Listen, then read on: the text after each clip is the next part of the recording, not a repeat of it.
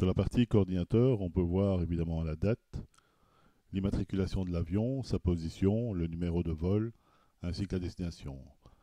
Les heures de départ sont classées par ordre chronologique. On peut aussi voir quels sont les avions qui ont besoin d'un dégivrage, quel camion on va lancer pour faire l'opération. Begin et end, ce sont les heures de début et de fin que l'opérateur mettra. Enfin, la petite case avec le V permet de réajuster les données.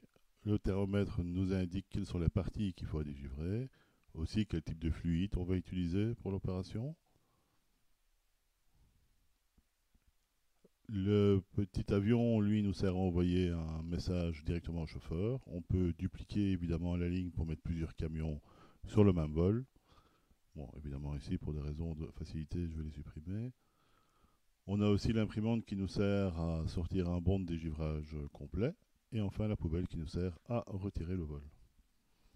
Dans cette partie, on peut aussi avoir toute la partie reporting, donc les daily stats, ce qui s'est passé sur la journée, season stats sur la saison, l'historique des saisons, daily summary, là on va retrouver toutes les informations, qui était le chauffeur, qui était l'opérateur, les données météo, etc. On peut aussi avoir un reporting par rapport à la météo et au nombre d'opérations qui ont été données. Je prends un exemple ici au mois de janvier. Et bien là, on peut voir qu'on a fait 4 dégivrages en one step. Et puis après, on en a fait 9 en one step. Pourquoi? Parce qu'il y avait du brouillard. Donc ce graphique, il est généré automatiquement parce que la météo est enregistrée online au moment où l'agent commence les opérations.